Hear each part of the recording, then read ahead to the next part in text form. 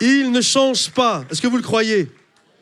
Moi, je crois qu'il ne change pas. Je crois que mon Dieu est celui qui est capable de nous surprendre. Est-ce que vous croyez que Dieu est capable de vous surprendre? Moi, quasiment tous les jours, c'est vraiment une de mes prières. Plusieurs choses que je prie quotidiennement, mais vraiment une de mes prières, une des choses que je demande régulièrement à Dieu, quasiment tous les jours, je lui demande ça. Je dis, Seigneur, aujourd'hui, viens me surprendre. Je prie pour des choses. Je ne sais pas si ça vous est déjà arrivé. Est-ce que ça vous arrive de prier pour des choses et lorsque Dieu le fait, vous êtes surpris? Ça vous arrive? Pourtant, on a prié pour ça, hein? Mais on est surpris quand Dieu le fait. Est-ce que vous seriez surpris si vous avez déposé un CV cette semaine ou dans les semaines précédentes et puis que dans la semaine qui arrive, là, lundi, mardi ou mercredi, il y ait un patron qui vous téléphone en vous disant « Votre CV est retenu, venez pour faire l'entretien d'embauche ». Est-ce que vous seriez surpris? Ça serait génial, hein? Est-ce que vous seriez surpris, peut-être vous avez appris une mauvaise nouvelle, que vous avez telle maladie, et puis vous devez passer des examens, vous avez peut-être passé des examens cette semaine. Seriez-vous surpris que dans la semaine qui arrive, là, le médecin vous téléphone en personne et vous dise « Monsieur, madame, je ne comprends pas. Il n'y a plus rien du tout dans les analyses. » Est-ce que vous seriez béni? Oui. Est-ce que vous seriez surpris? Ah, moi, je serais surpris. Il y en a, ils sont pleins de foi. Mais non, c'est facile. J'ai tellement la foi, moi. Non. La réalité, ça nous surprendrait. Ça nous surprendrait. Moi, combien de fois, des moments, je prie pour quelque chose, et quand Dieu le fait, je suis bouche bée. Je dis, Seigneur, t'es trop fort. C'est juste incroyable comment tu es capable d'agir. Il y a une histoire comme ça dans la parole de Dieu. Lorsque l'église apostolique, lorsque la première église de Jérusalem s'est constituée, la Bible nous dit que très rapidement, ils ont vécu une persécution. Et une persécution quand même assez sanglante, parce que la Bible nous dit qu'ils ont arrêté un des pasteurs de l'équipe de l'époque, qui s'appelait Jacques, et ils vont arrêter Jacques. Et la Bible nous dit qu'ils vont faire mourir Jacques par l'épée. Donc vous imaginez que la persécution, c'est pas quelque chose de petit quand même. On pouvait mourir à cause de ça. Et lorsque Jacques a été arrêté, il va être tué. Et la Bible nous dit que juste quelques temps après, ils vont arrêter l'apôtre Pierre. Donc vous imaginez un petit peu l'état de l'église.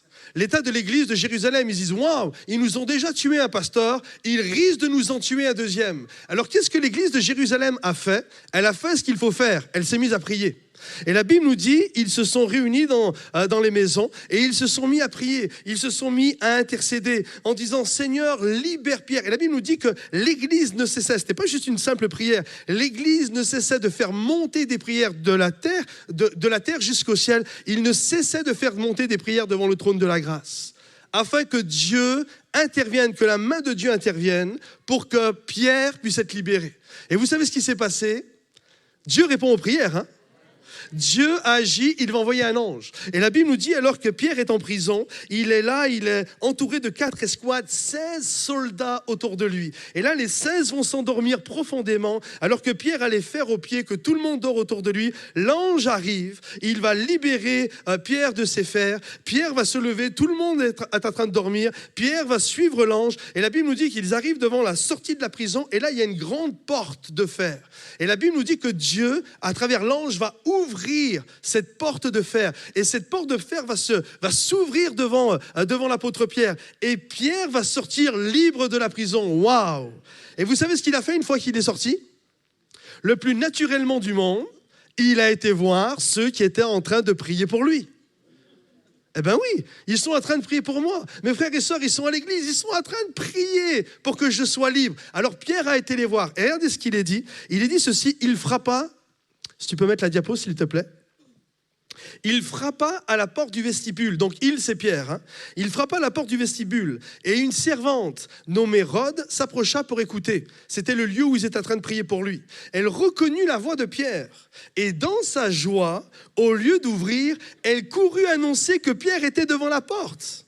Ils lui dirent « Tu es folle !» Mais elle affirma que la chose était ainsi. Et ils dirent « C'est son ange !» Cependant, Pierre continuait de frapper. Ils ouvrirent et furent étonnés de le voir. Moi, j'aime trop cette histoire. Ils sont là, Pierre, c'est le Seigneur, je t'en prie, libère Pierre, fais-le sortir de cette prison, fais sortir Pierre de la prison. Puis d'un seul coup, toc, toc, toc. Qui est là? Pierre, mais ça va pas. Puis d'un seul coup, quelqu'un ouvre là. Puis là, ils le voient. Ils sont étonnés de le voir. Et là, j'imagine Pierre qui a dû le regarder en disant « Surprise, Dieu répond aux prières ». C'est incroyable cette histoire. Ils prient, ils intercèdent pour quelque chose. Et quand Dieu le fait, ils sont surpris. Moi, je crois de tout mon cœur que notre Dieu est un Dieu de surprise. Et il est ce Dieu qui veut aujourd'hui et dans les jours qui arrivent, il est ce Dieu qui veut vous surprendre. Est-ce que vous le croyez ? Est-ce que vous croyez maintenant que Dieu est capable d'agir dans votre vie, que votre souci, que votre besoin soit sentimental, un époux, il y en a peut-être qui veulent un époux, hein ? Une épouse, un enfant, un travail, je ne sais quoi. Mais il y a cette réalité, Dieu est capable de répondre à nos prières. Dieu est capable d'agir et Dieu est capable de bénir au-delà même de ce que vous pouvez imaginer. Il est un Dieu de surprise. Amen. Alors c'est le titre de mon message aujourd'hui. Notre Dieu est un Dieu de surprise. Super, si tu peux me suivre tout le long, c'est génial. Notre Dieu est un Dieu de surprise. Et j'aimerais, avant de regarder le texte que nous allons lire ensemble dans quelques instants, j'aimerais juste vous replacer dans le contexte du récit que nous allons regarder. Il y a un homme, c'est la première fois qu'on entend parler de lui, qui s'appelle Kish. C'est un drôle de prénom, ça, Kish. Hein. Il s'appelle Kish, et cet homme a des ânesses. Il faut comprendre que nous parlons d'une histoire il y a 3000 ans en arrière. Donc, ça veut dire qu'il y a 3000 ans en arrière, avoir des ânesses, c'était pas rien. Aujourd'hui, pour nous, un âne, c'est un âne. Ça n'a pas grande valeur, etc. Et il faut comprendre qu'à cette époque-là, les ânesses étaient quelque chose d'extrêmement important, ou les ânes, c'était quelque chose de très important. C'était le moyen de locomotion, c'était ta voiture.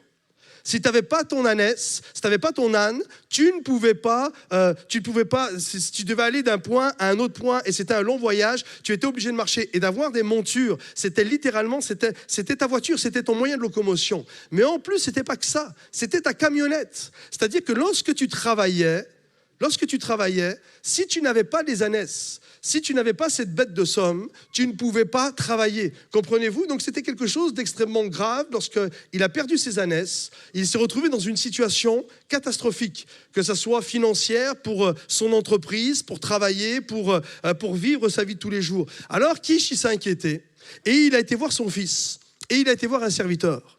Il a appelé son serviteur, il a dit « Écoute, on a perdu les ânesses. Et puis, ça ne peut pas durer comme ça, c'est juste pas possible, c'est trop grave d'avoir perdu les ânesses. Alors, écoute, prends mon fils. » Et là, c'est la première fois qu'on entend parler de lui. Il a un jeune garçon qui s'appelle Saül.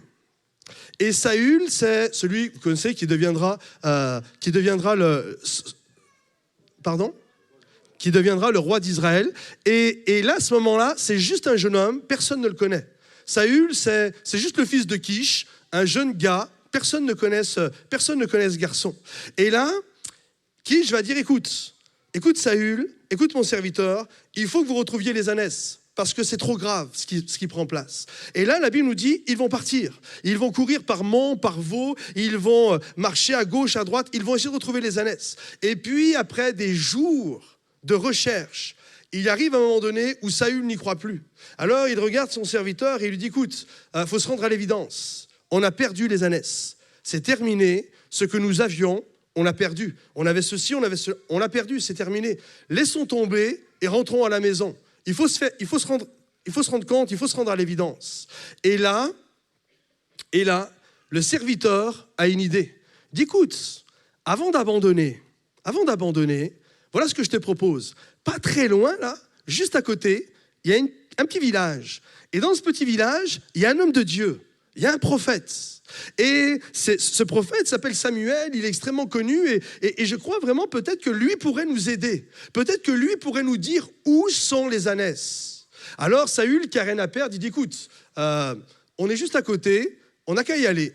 On y va et puis on verra ce qu'il va nous dire. De toute façon, il n'y a rien à perdre. Soit il nous dit où elles sont, soit on en est toujours au même point. Alors ils vont aller voir Samuel. Et là, ils vont se rendre dans ce petit village. Et lorsqu'ils vont arriver devant Samuel, il va y avoir une conversation intéressante. Parce que 24 heures auparavant, Dieu avait averti Samuel de la rencontre qui allait prendre place, du rendez-vous divin. Est-ce que vous croyez à des rendez-vous divins ? Dieu avait averti Samuel du rendez-vous divin qui allait prendre place. Ouvrez vos Bibles dans 1 Samuel au chapitre 9, s'il vous plaît. 1 Samuel, chapitre 9, et au verset 20. 1 Samuel, chapitre 9, et verset 20, s'il vous plaît.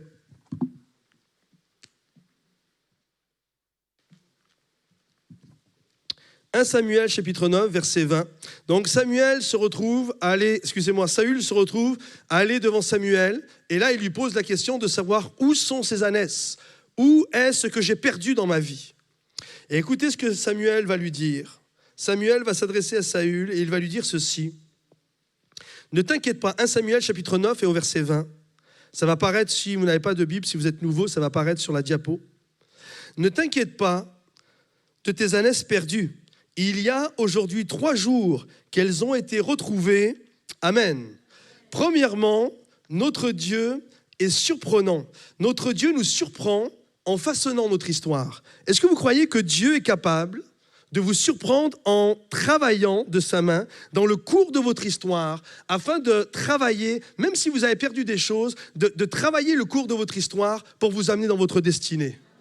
Moi, je le crois, ça, de tout mon cœur. Quelle belle parole!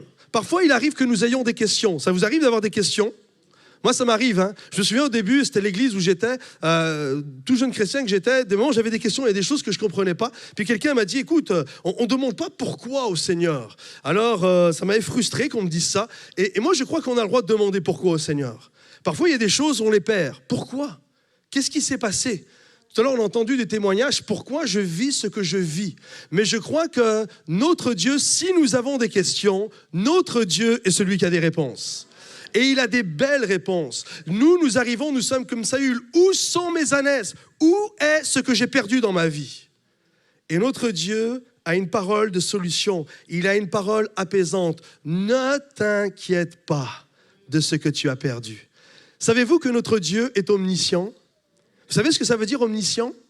Aidez-moi, ça veut dire quoi omniscient? Il sait tout? Il connaît tout? En fait, l'omniscience, ça veut dire que Dieu a une connaissance parfaite du passé, du présent et du futur. Rien ne lui est caché. Il a une connaissance absolue, totale sur tous les événements. Et notre Dieu est omniscient. Et quand nous avons une question, nous parfois on ne comprend pas. On a comme ça, on a la tête collée contre la feuille de notre vie, on a la tête dans le guidon et on ne comprend pas ce que nous sommes en train de vivre. Mais notre Dieu, lui, connaît toutes choses.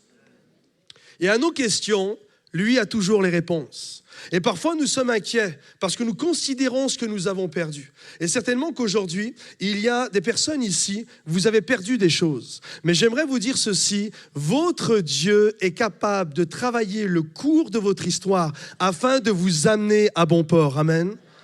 Peut-être qu'il y a dans ce lieu des hommes et des femmes où vous avez perdu votre conjoint. Vous avez perdu peut-être votre mari. Vous avez perdu une épouse. Vous avez perdu un bébé. Tout à l'heure, nous avons entendu ce témoignage bouleversant. Vous avez perdu peut-être le rêve des études, certaines choses que vous désiriez accomplir. Et généralement, quand nous perdons quelque chose, ça amène la défaite sur notre vie. D'ailleurs, un des synonymes du mot perdre, c'est le mot défaite. Et quand nous perdons quelque chose à laquelle nous étions attachés, d'un seul coup, ça se transforme, c'est comme s'il y avait un état d'esprit de défaite sur notre vie. C'est comme si d'un seul coup, il y avait un poids mort qui tombait littéralement sur nos épaules. Et on est là et je ne comprends pas, Seigneur, pourquoi j'ai perdu ceci, pourquoi j'ai perdu cela. Et votre Dieu, cet après-midi, vous dit ceci, notez-le en caractère gras sur votre cœur, ne t'inquiète pas de ce que tu as perdu. Toi, tu as les yeux fixés sur ce que tu as perdu, mais ton Dieu, lui, voit beaucoup plus loin. Tu as peut-être perdu une voiture, une position sociale. C'est peut-être une relation avec tes enfants qui est brisée. Peut-être un enfant qui est parti et qui t'a déshonoré. Et aujourd'hui, tu pleures et tu ne comprends pas. Le Seigneur te dit, ne t'inquiète pas de ce que tu as perdu. Je vais utiliser, écoutez bien, Dieu te dit ceci, je vais utiliser ce que tu as perdu pour t'amener dans le chemin que j'ai prévu pour toi.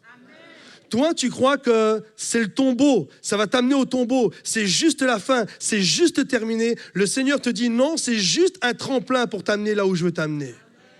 Saül est là, écoutez bien l'histoire. Saül est là et lui, il pleure parce qu'il a perdu quelque chose. Et il arrive devant l'homme de Dieu, il arrive devant le prophète. J'ai perdu mes ânesses. Et l'homme de Dieu lui dit, ne t'inquiète pas de ce que tu as perdu. Et vous savez ce que l'homme de Dieu va faire? Il va faire quelque chose d'incroyable. La Bible nous dit ceci, que Dieu l'avait averti 24 heures auparavant. Si tu peux mettre la diapo, s'il te plaît. 24 heures, c'est comme dans les films. 24 heures plus tôt, avant l'histoire qu'on vient de lire. Dieu dit, il parle à Samuel, au prophète. Demain, à cette heure-ci, je t'enverrai un homme du pays de Benjamin, et tu lui donneras l'onction pour qu'il soit le conducteur de mon peuple d'Israël. Amen. Comprenez ceci maintenant. Lui, il recherchait des ânesses, mais Dieu, lui, le recherchait pour lui donner une onction royale. Est-ce que vous comprenez? Et souvent, si vous voulez applaudir, applaudissez un bon coup, franchement. Mais comprenez ceci.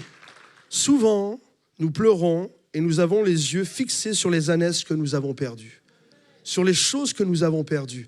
Et puis, c'est pas un mal de pleurer. D'ailleurs, c'est Dieu qui a inventé les larmes. Il a dit heureux ceux qui pleurent. Il valide notre souffrance. Mais il y a cette notion, parfois nous pleurons et nous sommes aveuglés et nous ne voyons pas ce que Dieu est capable de faire. Il est capable de prendre ce que tu as perdu. Il est capable de travailler le cours de ton histoire. Et là où toi tu voyais un tombeau, Dieu voit une onction royale pour ta vie. Là où tu voyais la fin de l'histoire, Dieu voit le renouvellement et une destinée pour ta vie. Comprenez-vous? Toi, tu cherches des ânesses et Dieu te recherche pour te donner l'onction. Et ça, c'est notre Dieu. Notre Dieu est un Dieu de surprise. Moi, je croyais que c'était terminé, mais Dieu te dit non, ce n'est pas terminé. Lorsque tu as pleuré, c'est important de pleurer ce que nous avons à pleurer. Mais ensuite, le Seigneur te dit, j'en ai pas fini avec toi. Lève la tête parce que j'ai une onction nouvelle sur ta vie. Une onction royale. Ce n'est pas terminé. J'ai quelque chose de frais pour ta propre vie. Je crois que le plus beau reste à venir. Je crois que la grâce de Dieu peut s'accomplir dans notre faiblesse. Notre Dieu n'en a pas fini avec nous. C'est pas beau ça? Regarde ton voisin et dis-lui, Dieu n'en a pas fini avec toi. Dis-lui, Dieu n'en a pas fini avec toi. Arrête de chercher tes ânesses. Il a une onction pour ta vie. J'aimerais vous faire un test avec vous. Est-ce que vous avez votre Bible? Vous avez votre Bible? Montrez-moi votre Bible, s'il vous plaît.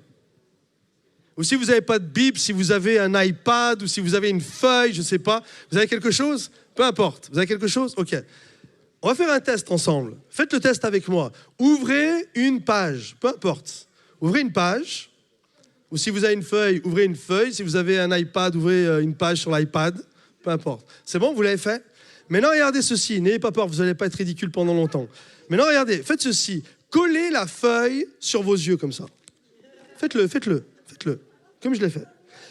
Et répondez à ma question. Est-ce que vous arrivez à lire quelque chose? Non. Maintenant, reculez. Plus ou moins loin, suivant l'âge que vous avez. C'est bon? Qu'est-ce qui se passe au fur et à mesure que vous reculez? D'un seul coup, vous avez capté un mot. D'un seul coup, vous avez capté une phrase. D'un seul coup, vous arrivez à voir l'histoire. Eh bien, c'est exactement pareil avec nous. Nous, souvent, on a les yeux collés sur la feuille de nos vies. J'ai perdu mes ânesses et je vois que ça. On a les yeux collés dessus. Il faut comprendre ceci, autant les cieux sont élevés au-dessus de la terre, autant les pensées de Dieu sont élevées au-dessus de nos pensées. Et lorsque nous ne voyons qu'un mot, Dieu voit toute l'histoire. Amen. Est-ce qu'on peut acclamer le roi des rois? Celui qui voit toute l'histoire. Alors j'aimerais m'adresser aujourd'hui à tous ceux qui pleurent parce que vous avez perdu quelque chose. Et il y en a. Je ne suis pas en train de jouer au prophète, il y en a dans toutes les églises des gens qui perdent des choses précieuses à leurs yeux. Que ce soit un époux, une épouse, que ce soit des temps difficiles, que ce soit un enfant, que ce soit un travail important. Je sais qu'il y a partout, il y a des gens qui perdent des choses et qui pleurent. Il y en a qui le montrent, il y en a qui ne le montrent pas. Mais j'aimerais t'encourager. J'aimerais t'encourager en te disant, ton Dieu est un Dieu de surprise. Toi, tes yeux sont collés sur ta feuille, mais Dieu connaît toute l'histoire. Fais-lui confiance. Ne t'inquiète pas des ânesses que tu as perdues. Elles sont rentrées chez toi. Et toi, tu vas recevoir l'onction royale sur ta vie. Amen. Est-ce qu'on peut encore applaudir le roi des rois, s'il vous plaît? Maintenant, j'aimerais vous dire ceci. Pour être surpris par Dieu, écoutez bien, il y a une condition. Pour être surpris par Dieu, il faut garder le cœur d'un enfant.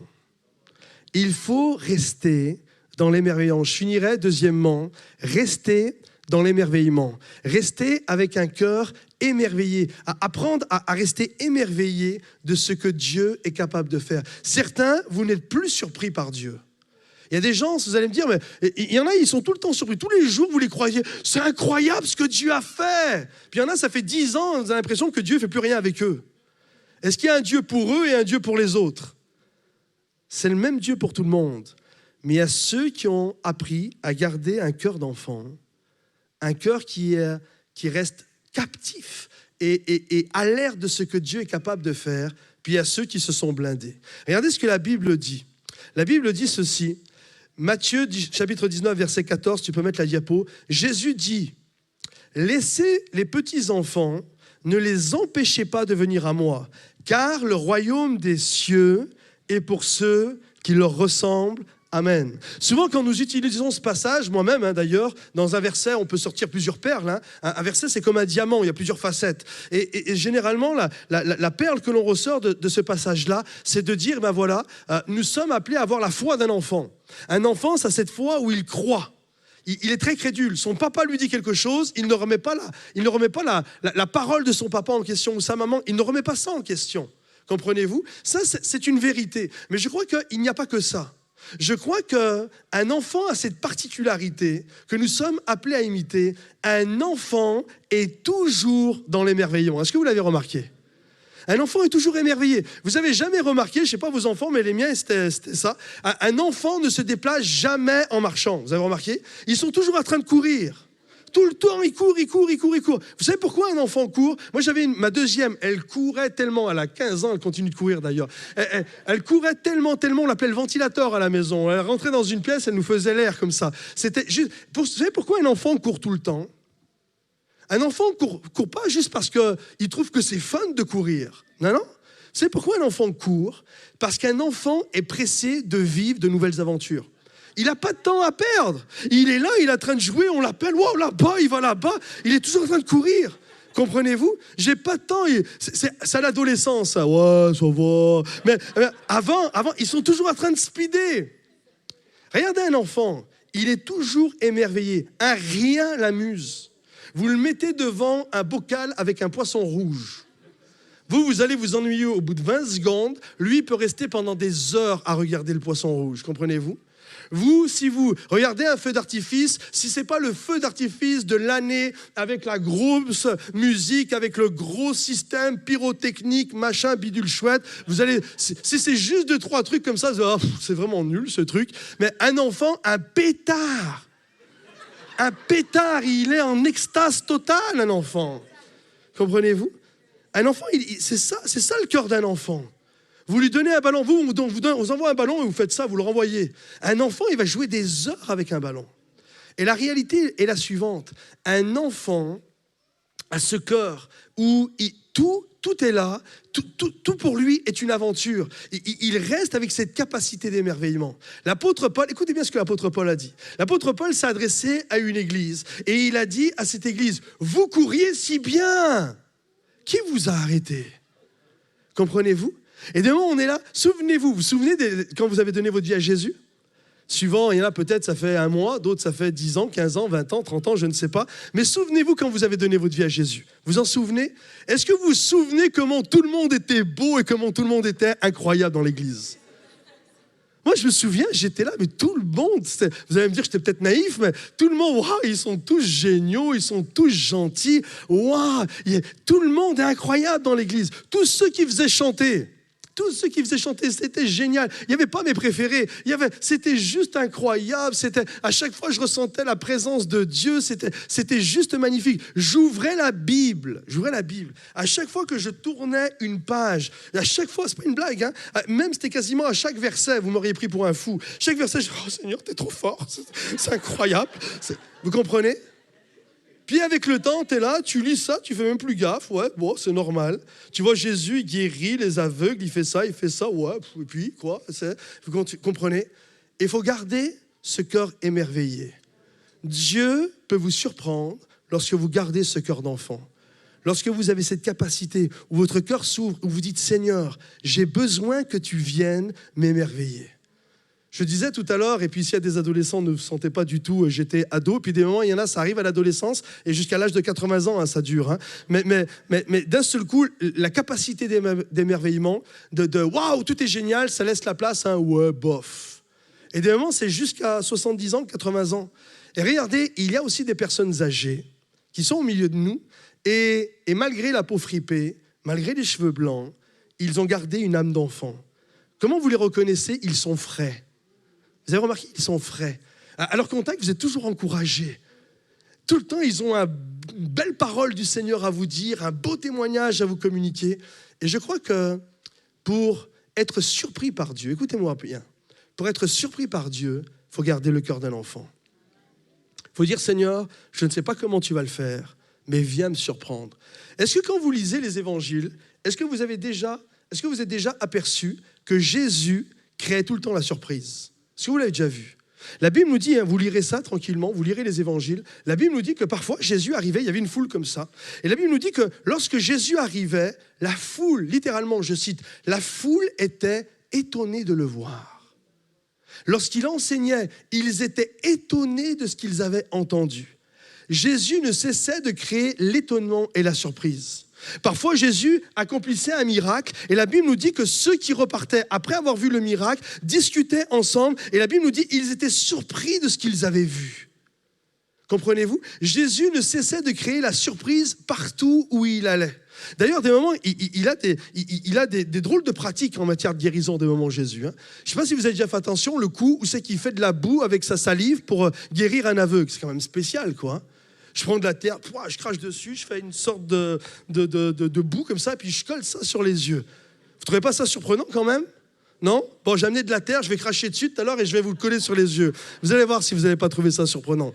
C'est surprenant quand même. Et Jésus est comme ça. Jésus veut créer la surprise. Et Jésus, quelles que soient les situations que vous êtes en train de vivre, ce que Dieu attend de vous, c'est que vous gardiez le cœur d'un enfant et que vous ayez la conscience, écoutez-moi, que vous ayez la conscience aiguisée de savoir que Dieu est capable d'agir aujourd'hui dans votre situation.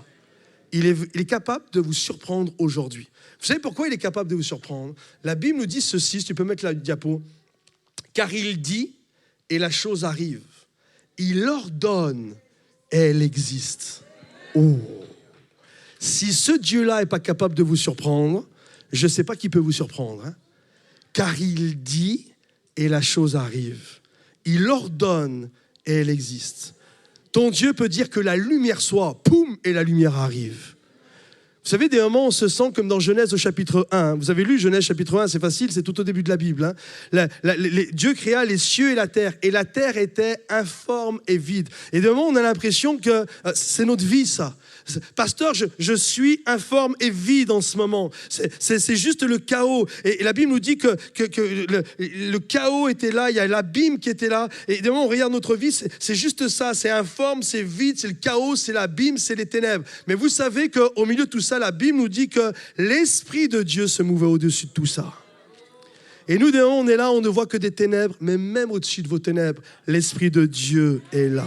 Et à un moment donné, quand Dieu va dire que la lumière soit, la lumière va arriver. Amen. Est-ce qu'on peut acclamer le roi des rois? Il dit, et la chose arrive. Il ordonne, et elle existe. Ce Dieu-là, il peut vous surprendre. Moi, quand je lis, il y a plusieurs passages dans la parole de Dieu qui me touchent et qui viennent me surprendre et qui vont au-delà. Et j'aimerais juste vous en partager un. Juste parce que, vous savez pourquoi souvent aussi les gens ne sont pas bénis, ne sont pas surpris par Dieu? Parce que les gens développent leur propre schéma de bénédiction. C'est-à-dire que Seigneur, c'est comme ça que tu dois me bénir. Et si tu ne fais pas comme ça, ça ne peut pas marcher. Et on est tellement parfois dans des schémas que Dieu veut faire quelque chose, mais on n'est même pas capable de le voir. Ça ne veut pas dire que Dieu n'est pas capable de le faire. C'est que nous, on n'est même plus capable de le voir. Parce que si Dieu n'agit pas comme ça, alors ça ne peut pas fonctionner. Je vous donne un exemple. Moi, c'est un exemple qui me fait sourire à chaque fois que je lis ce passage-là. C'est quand Élie, vous connaissez ce passage où Élie va voir Akab, qui s'est marié avec une dame terrible qui s'appelle Jézabel. Et il va les voir en leur disant, voilà, ils ont fait des choses qui n'étaient pas très bien. Et là, Élie va leur dire, écoute, il ne pleuvra dorénavant, il ne pleuvra plus sur le pays, si ce n'est à ma parole. Si ce n'est, si c'est moi qui prie, mais il va arrêter de pleuvoir. Et là, la Bible nous dit que Dieu va demander à Élie, mais non, tu pars, et tu vas près du torrent de Kérit. Comme ça, tu vas pouvoir te désaltérer. Et la Bible nous dit que tous les jours, écoutez bien, tous les jours, Dieu envoyait des oiseaux nourrir Élie. Vous savez quel oiseau il a utilisé, le Seigneur, pour nourrir Élie? Un corbeau. Non mais franchement. Un charognard. Un oiseau de mauvais augure. Si on ne connaissait pas la fin de l'histoire, si c'était juste écrit un oiseau et pas un corbeau, et on poserait la question aux chrétiens que vous êtes et que je suis, en disant, à ton avis, quel oiseau le Seigneur a utilisé? On dirait, il a utilisé la colombe. Hein, on aime ça, nous, les colombes, les chrétiens. Hein, on en met partout des colombes. Non? C'est ça la réalité. C'est parce que c'est comme ça que Dieu doit bénir. Non. Dieu n'a pas utilisé une colombe. Il peut utiliser une colombe quand il veut, bien sûr. Hein, mais Dieu a utilisé un charognard. Dieu a utilisé un corbeau. Dieu utilise qui il veut pour vous bénir. Et ne vous attendez pas à être surpris que d'une seule manière. Dieu vous surprend comme il veut. Il est Dieu. Il est sur son trône et il fait ce qui lui plaît. Amen. Il fait ce qui lui plaît. Dieu peut utiliser... Écoutez, dans la parole, il a même utilisé un âne pour parler. Vous comprenez? Il utilise qui il veut. Dieu peut utiliser des gens que vous n'imaginez même pas. Il peut utiliser peut-être un jeune alors que vous êtes une personne âgée. Il peut utiliser peut-être une personne âgée alors que vous êtes un jeune. Alors que vous êtes des chrétiens et que vous pensez que la bénédiction peut venir que par un chrétien, peut-être il va envoyer cette semaine un musulman pour vous bénir. Dieu utilise qui il veut. Ou un athée. Il utilise qui il veut. Comprenez-vous? Et moi, plusieurs fois dans ma vie, j'ai vu ça. J'ai vu le Seigneur agir dans ma vie. Moi, j'ai même reçu des paroles de Dieu. Ça, c'est quand même incroyable. Vous n'irez pas le répéter, hein. Quoique c'est filmé, ça. Hein. Moi, j'ai reçu des paroles de Dieu de la part de gens qui n'étaient même pas chrétiens. Est-ce que c'est possible? J'étais là, je priais, Seigneur, parle-moi aujourd'hui. Et puis, je vais... D'ailleurs, je suis même parti à l'école biblique comme ça. Je vais dans mon lieu de travail. Et là, il y a un gars, il me dit, ouais, écoute, j'ai pensé à toi. Puis voilà, j'aimerais te dire ça. Il me dit, Dieu me parlait, quoi. Dieu utilise qui il veut pour nous parler. Comprenez-vous? Nous, on a nos schémas de bénédiction et on veut cadenasser tout ça. D'abord, on ne peut pas le cadenasser, c'est juste impossible. Dieu, il est au-dessus de tout. Mais il y a cette réalité. En fait, on ne cadenasse que notre cœur. Mais c'est juste notre cœur qu'on doit ouvrir en disant, Seigneur, viens me surprendre comme tu veux. Et le Seigneur va venir et il va vous surprendre. J'ai lu une histoire qui m'a fait sourire, il faut que je vous la raconte. J'ai lu une histoire qui m'a fait sourire. Une dame chrétienne, elle était terrible. Hein. Et c'était une dame chrétienne, elle avait une voisine, et sa voisine, elle était athée. Et la chrétienne, elle aimait bien l'embêter. C'est pas bien, hein, mais elle aimait bien l'embêter.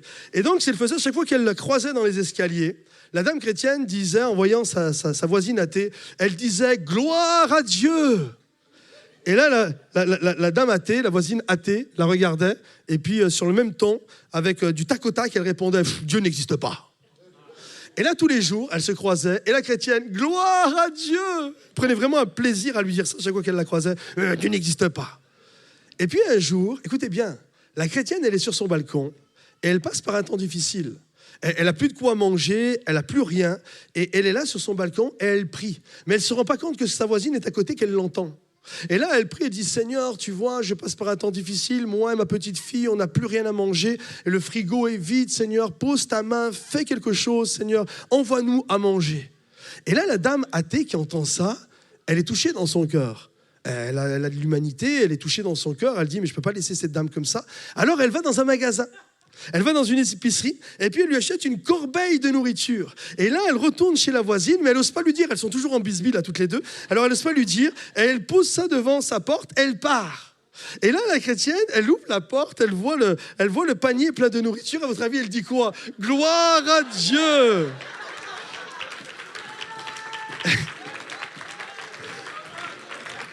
C'est même pas ça, la chute. Attendez. Elle est toute contente, elle ramène ça à la maison, elle mange avec sa fille. 1 heure ou 2 passe, et la chrétienne, elle part chez elle, et dans les escaliers, elle croise sa voisine. Et là, toute contente, alors avec une foi reboostée, elle regarde sa voisine, elle dit « Gloire à Dieu !» Et là, sa voisine, elle lui dit « Dieu n'existe pas !» Et l'autre, il dit bah, « Si, Dieu existe et j'ai même un témoignage à vous donner. » Et tout à l'heure, ce matin, je priais parce que je n'avais pas de quoi manger. Et j'ai prié tout à l'heure sur mon balcon et Dieu m'a mis devant la porte un panier plein de nourriture. Et là, la dame athée, elle dit, elle voulait pas le dire, mais là, c'est trop gros, elle peut pas le garder. Elle dit, écoutez, en fait, je vous ai entendu, moi, prier tout à l'heure. En fait, Dieu n'a rien à voir dans cette histoire. J'ai tellement eu de la peine pour vous, j'ai été vous acheter à manger. Et là, la dame chrétienne, elle lève les yeux au ciel, elle dit, Seigneur, t'es trop fort. Non seulement tu m'as donné à manger, mais t'as fait en sorte que ce soit Satan qui paye.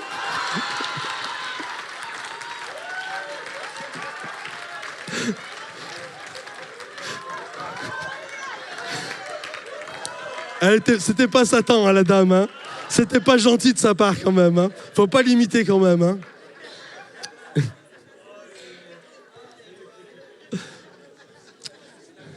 Mais la pensée est la suivante.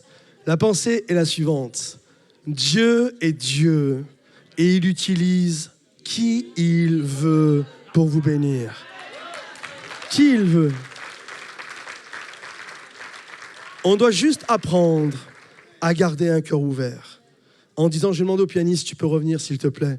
On doit juste garder un cœur ouvert et de dire, Seigneur, je te prie, viens aujourd'hui me surprendre. Viens me surprendre.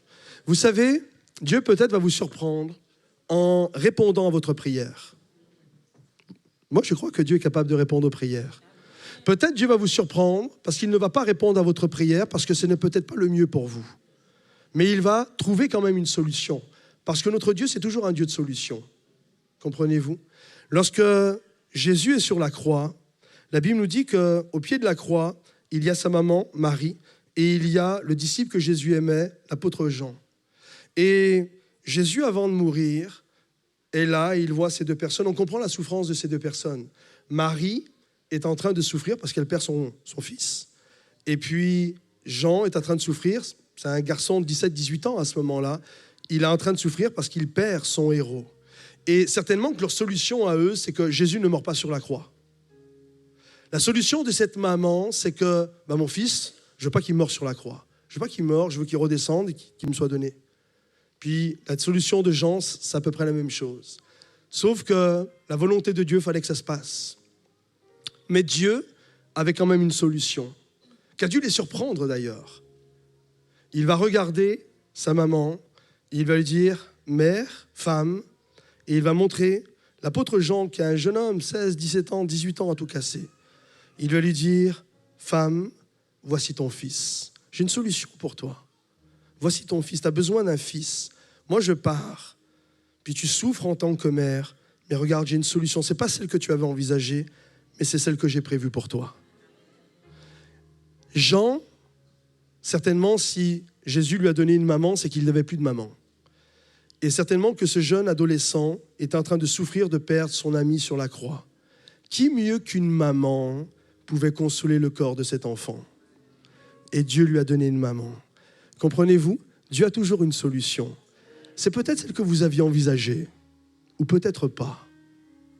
Mais gardez un cœur ouvert et croyez que Dieu est capable de travailler dans le cours de votre histoire et d'utiliser ce que vous avez perdu pour vous amener dans votre destinée. Gardez un cœur ouvert et croyez que celui qui dit et la chose arrive, qui ordonne et elle existe, croyez que ce Dieu-là va agir dans votre vie. Je finirai juste en vous disant ceci. N'endurcissez pas, si tu peux mettre la diapo, n'endurcissez pas votre cœur face aux pertes. Dieu est là. Il reste le maître, même au sein de nos difficultés. Laissez-le vous surprendre. N'endurcissez pas votre cœur devant l'épreuve, mais ressemblez à un enfant. Amen.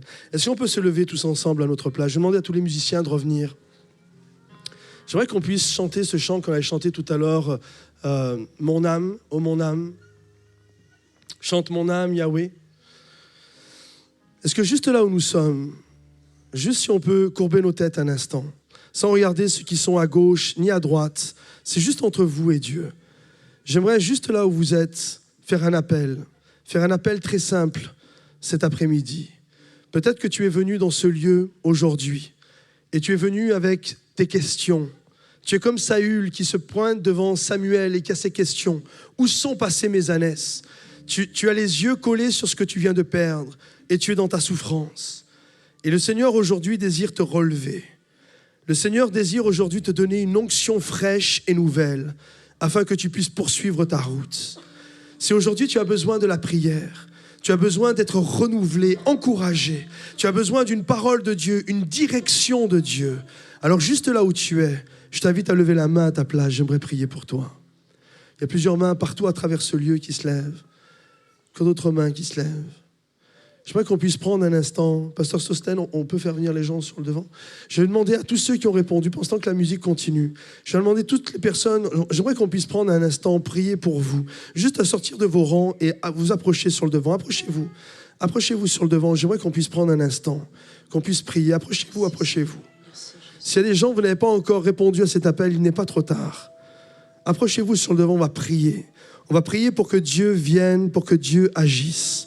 Que vous puissiez retrouver la foi d'un enfant et de réaliser qu'au-delà de vos pertes, au-delà de vos difficultés, au-delà de ce que vous vivez, au-delà de vos larmes, que Dieu voit, que Dieu entend, Dieu est là. À un moment donné, David a demandé à son âme de parler à Dieu. Il a dit, c'est dans le psaume 103, « Ô mon âme, regarde, compte les bienfaits de l'Éternel. » Il se prêchait à lui-même.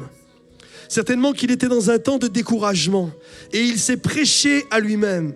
Il s'est adressé à son être intérieur. Il s'est adressé à son âme. Et il a demandé à son âme, « Ô mon âme, compte les bienfaits de l'Éternel. » Mets-les tous devant tes yeux et regarde combien le nombre en est grand. Ce Dieu-là n'est pas ce Dieu qui va t'abandonner. Il est ce Dieu qui marche à tes côtés. Il est ce Dieu qui te relève lorsque tu as besoin d'être relevé. Il est ce Dieu qui te guérit lorsque tu as besoin de guérison. Il est ce Dieu qui te donne la paix lorsque tu es dans l'inquiétude. Il est ce Dieu qui te purifie lorsque tu passes par un temps de péché. Il est ce Dieu qui marche jour après jour. Il est ton berger. Il est celui qui te guide vers les âmes, vers les eaux paisibles. Alors Seigneur mon Dieu, je te prie pour toutes ces personnes qui s'approchent, qui se sont approchées. Je prie Seigneur mon Dieu que ta main soit sur eux Seigneur. Et je prie qu'eux-mêmes comme David puissent demander, prophétiser, puissent demander à leur âme, ô mon âme aujourd'hui, regarde la grandeur de Dieu. Regarde la grandeur de Dieu. Ô mon âme, compte les bienfaits de l'Éternel et réalise que Dieu n'est pas mort, mais Dieu est vivant. Dieu est le ressuscité. Il vit à jamais. Parle à ton âme, là où tu es. Commence à parler à ton âme, là où tu es. Commence à intercéder. Parle à ton âme. Demande à ton âme de lever toute son espérance devant Dieu. Alléluia. Alléluia. J'aimerais qu'on puisse faire une prière ensemble. J'aimerais juste parler, prier et juste que vous puissiez répéter avec moi ces paroles. Seigneur Jésus, avec plus de panache s'il vous plaît. Seigneur Jésus, je viens devant toi. Je reviens devant toi. Je prie mon Seigneur pour que tu crées en moi un cœur pur, un cœur d'un enfant. Je prie mon Dieu afin de réaliser que tu es un Dieu de miracles, que tu es surprenant, que tu es plus grand que mon entendement, que tu es celui qui parle et la chose arrive. Tu dis et elle existe. Alors viens me surprendre, qu'un jour nouveau se lève et que mon cœur soit assez large afin de recevoir toutes tes bénédictions. Dans le nom de Jésus, Père, je t'ai prié. Et tous ceux qui aiment Jésus disent Amen. Est-ce qu'on peut applaudir le roi des rois?